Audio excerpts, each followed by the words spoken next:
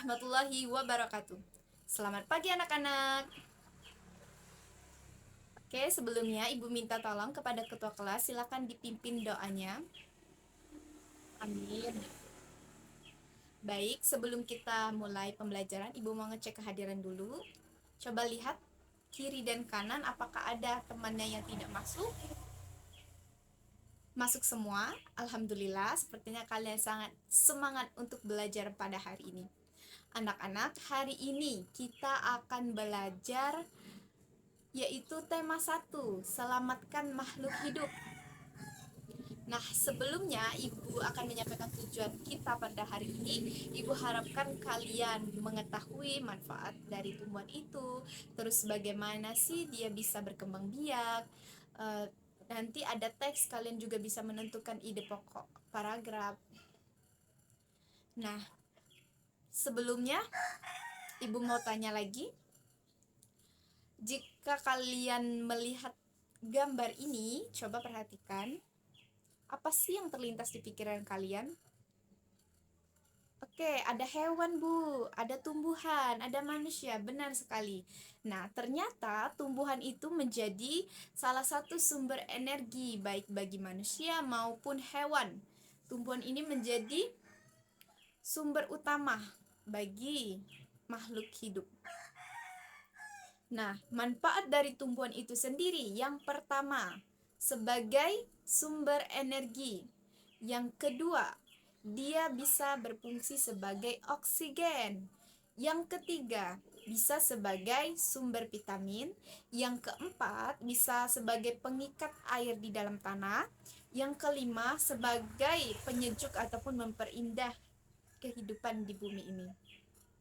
Nah, anak-anak, perlu kalian ketahui, manfaatnya tadi kan ada banyak sekali. Jadi kalian pasti pengen kan melestarikan tumbuhan itu sendiri. Nah, silakan kalian buka pada halaman 6 buku tematik.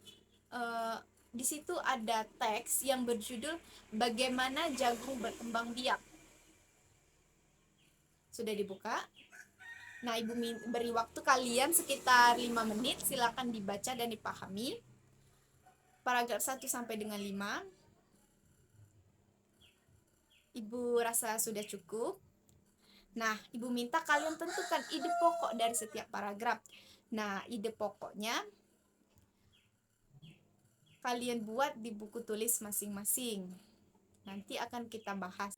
Seperti yang anak-anak baca pada buku, yang itu membahas tanaman jagung, yang merupakan salah satu tanaman yang sering kita temui dalam kehidupan sehari-hari, yang sering kita makan, yang sering kita olah menjadi aneka masakan, aneka makanan.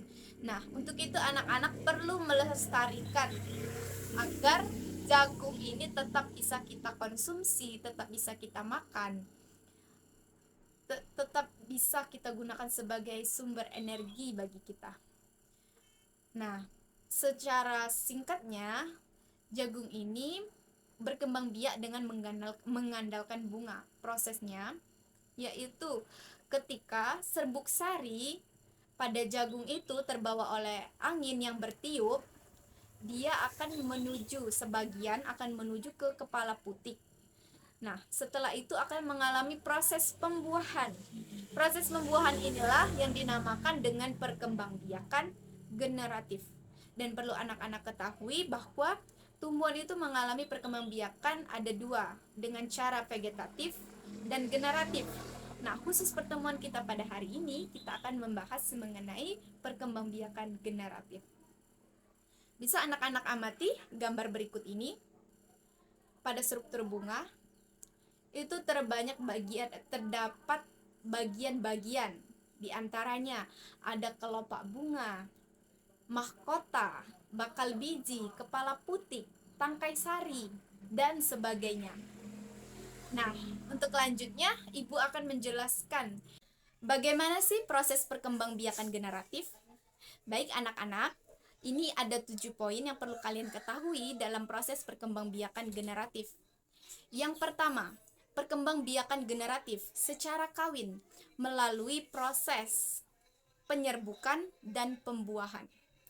Perkembangbiakan ini diawali dengan penyerbukan, yaitu jatuhnya serbuk sari atau sel kelamin jantan ke kepala putik atau sel kelamin betina.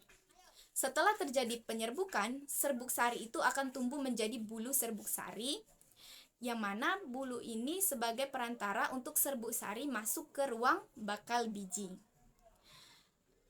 Akan terjadi pembuahan, yang mana peleburan serbuk sari atau sel kelamin jantan dengan kepala putik. Setelah itu yang kelima adanya zigot. Zigot ini nantinya akan berkembang menjadi lembaga. Nah, lembaga ini nantinya akan berkembang menjadi bakal biji ini akan berkembang menjadi daging buah.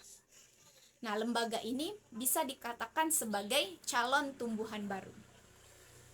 Baik anak-anak, setelah kalian mengetahui proses ataupun tahapan dari perkembangbiakan generatif, perlu diketahui bahwa perkembangbiakan ini tentunya memiliki manfaat. Ada banyak sekali diantaranya. Yang pertama, memiliki sistem akar yang lebih kuat. Yang kedua, menghasilkan variasi-variasi baru. Yang ketiga, menghasilkan buah tanpa biji. Dan yang keempat, memiliki kemampuan adaptasi yang tinggi. Mungkin itu saja anak-anak materi kita pada hari ini. Sebelumnya, siapa yang ingin menyimpulkan pembelajaran kita pada hari ini? Oke, baik, kita sama-sama simpulkan bahwa pembelajaran kita hari ini mengenai tumbuhan yang memiliki segudang manfaat yang melalui proses perkembangbiakan yang kita bahas, yaitu tumbuhan jagung. Dan anak-anak juga bisa nantinya menemukan ide pokok yang dikumpul pada pertemuan minggu depan. Mungkin itu saja penyampaian materi dari Ibu. Cukup sekian. Sebelumnya kita tutup dulu. Silakan ketua kelas memimpin doa. Amin. Baik anak-anak, terima kasih atas perhatiannya. Semoga apa yang telah kita pelajari dapat bermanfaat dan kalian ingat. Ibu tutup. Wassalamualaikum warahmatullahi wabarakatuh.